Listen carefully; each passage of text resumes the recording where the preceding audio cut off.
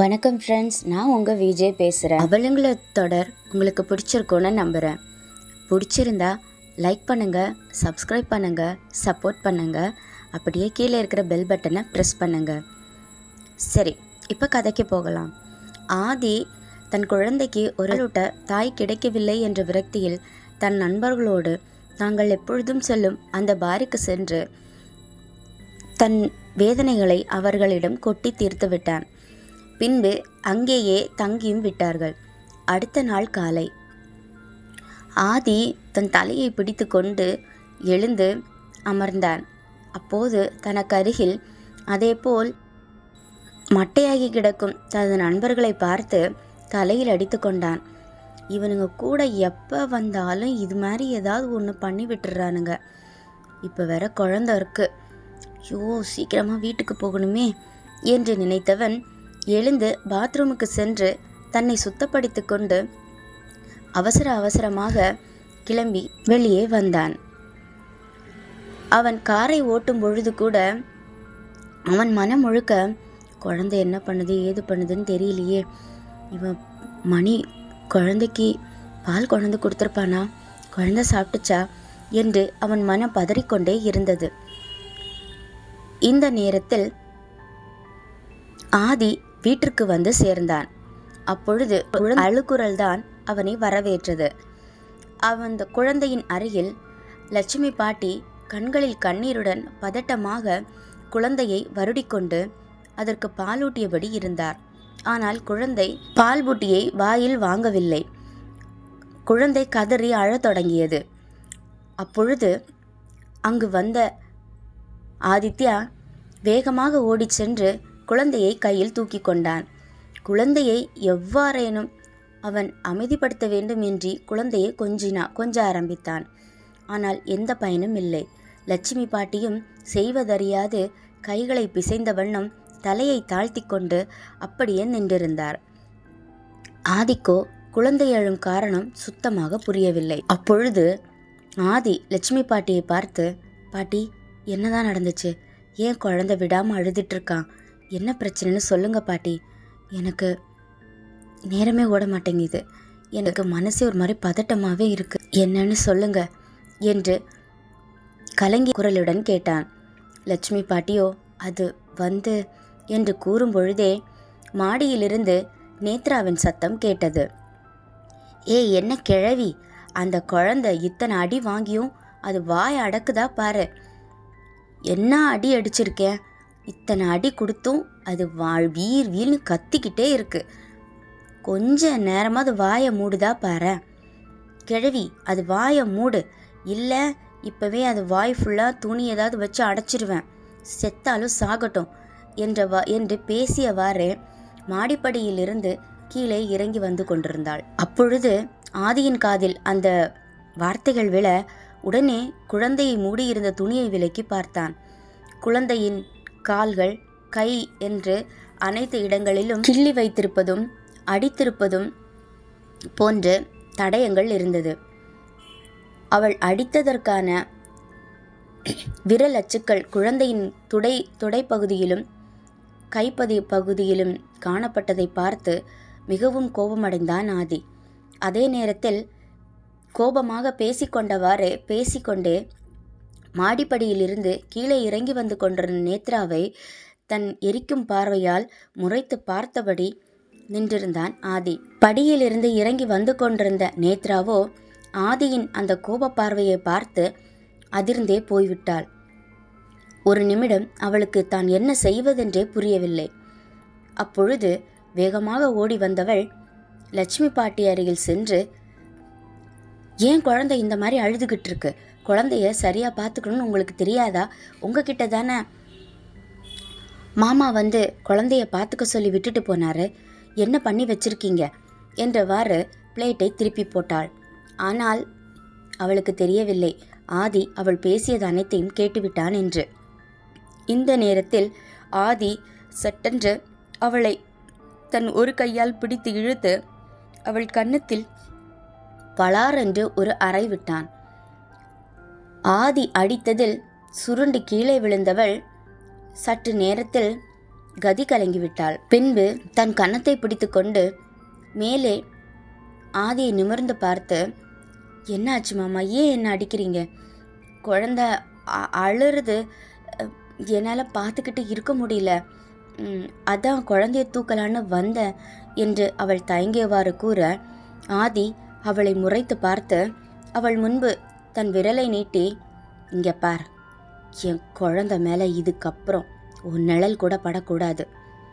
இதுக்கப்புறம் என் குழந்தை பக்கத்தில் வந்த நீ உயிரோட இருக்க மாட்ட. இந்த வீட்டு செவுத்துல கூட உன்னை மாட்ட முடியாதபடி பண்ணிடுவேன். காட் இட் என்று கோபமாக கூறியவன், இப்பவே இந்த வீட்டை விட்டு வெளியே போ என்று சத்தமாக கத்தினான். உடனே நேத்ரா அவன் காலை சென்று பிடித்து கொண்டாள். மாமா ப்ளீஸ், நான் செஞ்சது தப்பு தான், என்னை மன்னிச்சிடுங்க, அது ஏதோ கோவத்தில் என்றதும் அவளை தன் காலிலிருந்து உதறிவிட்டான் ஆதித்யா. உனக்கு கொஞ்சம் கூட மனசாட்சியே இல்லைல்ல? நீயும் ஒரு பொண்ணு தானே, ஒரு பிஞ்சு குழந்தைகிட்ட எப்படி நடந்துக்கணும்னு எனக்கு தெரியாதா? குழந்தை அழுகுதுன்னா அந்த குழந்தைய பத்திரமா பார்த்துக்கணும். அதை விட்டுட்டு இப்படி அடிச்சிருக்க, உனக்கு மனசாட்சிங்கிறதே இல்லையா? நீ எல்லாம் ஒரு பொண்ணா என்று கேட்டுவிட்டு மீண்டும் அவள் கன்னத்தில் ஓங்கி அறைந்தான். அதை வாங்கி கொண்டவள் மீண்டும் அவன் காலை பிடித்து கெஞ்ச ஆரம்பித்தாள். அப்பொழுது கோபம் தாழாத ஆதியோ குழந்தையை லட்சுமி பாட்டியின் கையில் கொடுத்துவிட்டு, குழந்தைக்கு மருந்து போடுங்க, பால் கூட்டுங்க, அமைதிப்படுத்துங்க, இப்போ வரேன் என்று அமைதியாக பேசிவிட்டு நேத்ராவின் கழுத்தை பிடித்து தூக்கினான். ஆதியின் கோபத்திலிருந்து தப்பிக்க நேத்ரா அவன் கையை பிடித்து நகர்த்த முயன்றாள். ஆனால் ஆதி அவளை ஒற்றை கையால் தூக்கி சுவற்றோடு சேர்த்து இறுக்கி பிடித்தவன், என்ன என்கிட்ட ட்ராமா பண்ணி என்கிட்ட நல்ல பேர் வாங்கலான்னு பார்க்குறியா? அந்த குழந்தை வெறும் குழந்தை இல்லை, அது என்னோட ரத்தம். ஏன் பிள்ளையவே நீ இப்படி அடித்து கொடுமைப்படுத்துவ? உன்னை நான் நல்லபடியாக வச்சுக்கணுமா? அந்த குழந்தை என்ன பாவம் பண்ணிச்சுன்னு அந்த என் பிள்ளையை இப்படி போட்டு அடித்தேன், விளக்கம் சொல்லு என்று கேட்டான். ஆனால் அதற்குள் நேத்ராவின் கழுத்து இறுக்கப்பட்டு கொண்டிருந்தது. அவளால் மூச்சு விட முடியாமல் திணறியபடி இருந்தாள். இன்னும் சொல்ல போனால் அவள் சுவற்றிற்கு 2 அடி மேலே தூக்கப்பட்டிருந்தாள். அவளால் தன் கால்களை கீழே ஊன்றி கூட தன்னை நிதானப்படுத்தி கொள்ள முடியவில்லை.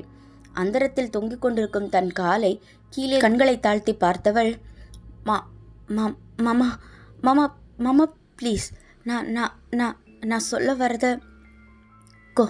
கொஞ்சம் கேளுங்க என்று இருமிக்கொண்டு இருந்தாள். ப்ளீஸ் மாமா ப்ளீஸ், என்ன மன்னிச்சிருங்க என்று அவன் கையை பிடித்து தளர்த்தி கொண்டே கூறினாள். ஆனால் ஆதியோ, உன்னையெல்லாம் நான் மன்னிக்கணும்னு நீ எதை வச்சு சொல்கிற என்று கூறியவன் மீண்டும் அவள் கழுத்தை இறுகினான். அப்பொழுது அங்கே வேகமாக வந்த மாலதி அவன் கையிலிருந்து அவள் கழுத்தை விடுவிக்க, ஆதி ப்ளீஸ் கையை எடு, என்ன நடந்துச்சு, நீ இப்போ அவள் கழுத்தை பிடிச்சிருக்க என்று பதட்டமாக கேட்டார். உடனே ஆதி அதே கோபக்கனலால் மாலத்தியை திரும்பி பார்க்க, அவரோ விடவிடத்து போய்விட்டார்.